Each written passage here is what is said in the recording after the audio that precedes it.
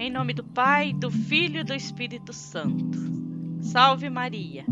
Seja bem-vindo a mais um momento de oração. Hoje vamos refletir sobre a vida de Santo Padre Pio. Louvado seja nosso Senhor Jesus Cristo, para sempre seja louvado. Em uma carta, Santo Padre Pio diz estas palavras: Estava na igreja para fazer o agradecimento pela missa, quando de repente senti o coração ser ferido por um dardo de fogo, vivo e ardente, que pensei matar-me. Me faltam as palavras corretas para fazê-lo compreender a intensidade daquela chama. Estou bastante impotente para poder expressar-me. Acredita? A alma vítima desta consolação ficou muda. Parecia que uma força invisível a submergisse toda naquele fogo. Meu Deus, que fogo! Em um segundo, minha alma havia sido separada do corpo. Andava com Jesus. Esta carta do Padre Pio descreve como um dos grandes santos de nosso tempo e de todos os tempos. Recebia os estigmas de Cristo. Neste momento, ele sentia apenas o impacto da perfuração de seu coração.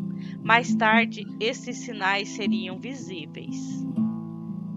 Francisco Forgione nasceu no vilarejo Pietrelcina, na província italiana de Benevento, a 25 de maio de 1887, e foi batizado no dia seguinte. Seus pais, Grázio e Maria, eram pessoas humildes, pobres e muito devotas.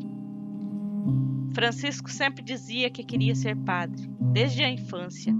A mãe deu o seguinte testemunho sobre sua infância: não cometeu nunca nenhuma falta, não tinha caprichos, sempre foi obediente a mim e a seu pai. Toda manhã e à tarde ele ia à igreja visitar Jesus e a Virgem Maria. Desde pequeno tinha grande devoção a Nossa Senhora e ao seu anjo da guarda. Não saía com seus amigos, pois dizia que eles blasfemavam. Padre Lames, da paróquia local, dirigiu espiritualmente o menino. Desde os 5 anos de idade, ele escreveu que Francisco teve visões sobrenaturais e achava aquilo normal, pensando que todo mundo também as tinha. Ele via aparições do anjo da guarda e de Maria, de Jesus e também de demônios. O tormento das aparições demoníacas era sempre confortado por aparições celestiais. Deus o conduzia por um caminho lindo. Aos 16 anos pôde realizar seu sonho, consagrar-se inteiramente a Deus. Em 1903, entrou na Ordem dos Capuchinhos, tornando-se filho espiritual de São Francisco de Assis, e escolheu o nome religioso de Pio. Sua saúde, porém, era frágil. Foi enviado muitas vezes para a casa dos pais para se recuperar de doenças. Assim que melhorava, retornava ao convento. Em 1907, fez os votos solenes, tornando-se um frei capuchinho. Em 1910, foi ordenado sacerdote na Catedral de Benevento. A sua missa durava em média 4 horas, e muitos diziam ter a impressão de que assistiam à paixão de Cristo. Em 1916, chegou à pequena comunidade capuchinha de San Giovanni Rotondo, uma cidadezinha italiana, onde acabou ficando pelo resto de sua vida. Acordava sempre na alta madrugada e ficava horas na capela sozinho, rezando e meditando.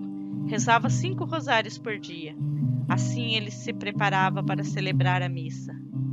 Esta era a parte do dia de que ele mais gostava, pois no silêncio da madrugada não era interrompido por ninguém e podia ter grande intimidade com Jesus sacramentado e com Nossa Senhora. Dizia sempre: nos livros buscamos a Deus, na oração o encontramos. As filas no seu confessionário cresciam cada vez mais. Chegava a passar até 14 horas por dia confessando e atendendo pessoas. Muita gente sem fé se convertia ao falar com ele. Dizia para muitos ao final da confissão: lembre-se, os seus pecados, por mais numerosos e graves, são limitados à misericórdia de Deus, é infinita. Em 1918, com a Primeira Guerra Mundial e a gripe espanhola, morreram quase todos os freis do convento, ficando apenas 3, e entre eles Padre Pio. Um fato extraordinário ocorreu quando ele rezava na pequena igreja do convento, diante do crucifixo. Ele contou em uma carta enviada a um padre amigo. Foi na manhã do dia 20 de setembro, no coro, depois da celebração da Santa Missa, fui surpreendido por um descanso do espírito. Parecia um doce sonho. Todos os meus sentidos, além das faculdades da alma, se encontraram numa quietude indescritível. Senti uma grande paz. Tudo aconteceu num instante, e eu vi na minha frente um misterioso personagem, que tinha as mãos, os pés e o peito emanando sangue. A visão me assustou. O que senti naquele instante não saberia dizê-lo. Senti como se eu tivesse desfalecendo e morrendo. Se Deus não tivesse intervindo para sustentar meu coração, que parecia saltar do peito, acho que teria morrido. A visão do personagem desapareceu e eu me dei conta que meus pés, mãos e peito estavam feridos e jorravam sangue. Imagine o suplício que experimentei então, e que estou experimentando continuamente todos os dias. A ferida no coração sangra continuamente. Ela começa na quinta-feira pela tarde e vai até sábado.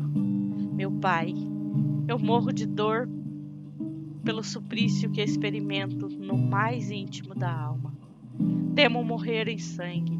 Se Deus não vir os meus gemidos do meu pobre coração e ter piedade de retirar de mim esta situação, Padre Pio havia recebido em seu corpo as chagas de Jesus. As feridas, como as de um crucificado, começavam a sangrar na tarde de cada quinta-feira e aumentavam na sexta e terminavam no sábado pela manhã. Logo a notícia se espalhou, apesar do frei ter coberto as feridas com curativos e panos. As feridas foram examinadas por vários médicos, chamados pelos frades e por alguns que se apresentavam espontaneamente. Sob a rígida vigilância de uma equipe médica, o professor Begnani submeteu o Padre Pio a um tratamento de cicatrização por 8 dias. Ao final, o professor acreditava que provaria a fraude, mas ao contrário, as chagas se abriram e sangraram ainda mais. Eram feridas cientificamente inexplicáveis. Este fenômeno continuou ao longo de toda a sua vida. Foi o único sacerdote na história a receber as chagas de Cristo, ou seja, foi o único a celebrar uma missa com as chagas. Por isso definiram a celebração presidida por ele como um verdadeiro reviver da paixão de Cristo. Muitos doentes chegavam e houve numerosos casos de cura. Começaram a chegar testemunhos de pessoas que tinham falado e estado com o Padre Pio, ao mesmo tempo que ele estava em outro lugar. Era o raro milagre da bilocação, estar em 2 lugares diferentes ao mesmo tempo. Um destes fatos aconteceu com um capitão do exército italiano durante a Segunda Guerra Mundial. No meio de uma batalha, de repente, ele viu um monge capuchinho do lado dele que lhe gritou: "Saia daqui! Fique longe daqui!" O capitão correu e logo depois uma grande bomba estourou no lugar em que ele estava. O monge, porém, havia desaparecido. Pela descrição, alguém achou que poderia ser o Padre Pio. O capitão viajou até San Giovanni e, ao ver o frei, caiu de joelhos chorando e dizendo: "É ele! Foi ele quem me salvou a vida." O Papa Pio VI, que a princípio estava um pouco duvidoso quanto à via extraordinária do Padre Pio, devido às calúnias e perseguições, teve a confirmação de que se tratava realmente de um homem sobrenatural. Durante a beatificação de Santa Teresinha, muitas testemunhas, entre elas cardeais e membros do alto clero, afirmaram ter visto o Padre Pio na Praça São Pedro. Logo depois, confirmaram que o capuchinho não havia tirado os pés de seu convento. Tratava-se de mais uma bilocação. Pio VI, após ouvir o testemunho de Dom Orione, em que confiava muito, disse: "Se Dom Orione também ouviu, eu acredito." O Papa João Paulo II, anos mais tarde, interpretou sabiamente esses períodos chamados de decênios de fogo. Na história da santidade, às vezes acontece que o escolhido por especial permissão de Deus é objeto de incompreensões. Há dois fatos tocantes que unem a vida do grande Papa João Paulo II ao Padre Pio. Ainda quando estudante, em 1948, o jovem sacerdote polonês Karol Wojtyła foi ver e se confessar com o capuchinho de que o mundo inteiro falava. Ao terminar a confissão, o Padre Pio simplesmente disse: "Será Papa. Te vejo vestido de branco e vejo sobre ti violência e sangue." O futuro Papa sempre manteve isso em segredo e o fato se tornou conhecido apenas após sua eleição como Papa. Anos mais tarde, em 1962, quando o então bispo Wojtyła estava na Itália para participar do Concílio Vaticano II, ficou sabendo por carta que uma amiga de juventude, Wanda Poltavska, tinha um grande tumor e as esperanças eram nulas. Wojtyła escreveu imediatamente para o Padre Pio pedindo suas orações. Neste tempo, devido à investigação sobre seus serviços sacerdotais, os membros do clero não podiam se comunicar com Padre Pio, mas Wojtyła fez a carta chegar através de Ângelo Battisti, colaborador de Padre Pio. Battisti disse que ao entregar a carta ao Padre Pio, ele comentou: "Angiolino? A este não se pode dizer não." Battisti ficou curioso, mas estranhou, pois conhecia Wojtyła apenas como um jovem bispo polonês. 11 dias depois, o colaborador de Padre Pio levou mais uma carta do bispo Wojtyła para o capuchinho. Desta vez era para agradecer, pois sua amiga havia se curado repentinamente, momentos antes da cirurgia. Padre Pio passou 50 anos em San Giovanni, levando a mesma vida e fazendo o bem aos que o procuravam. Sua fama de santidade já percorria o mundo, mas ele continuava sua vida pobre de frade capuchinho, sem fazer grandes sermões ou discursos, sem escrever livros. Ele disse várias vezes: "Eu quero ser apenas um pobre frade que reza." Nos últimos anos, sua saúde piorou e seus sofrimentos físicos aumentaram.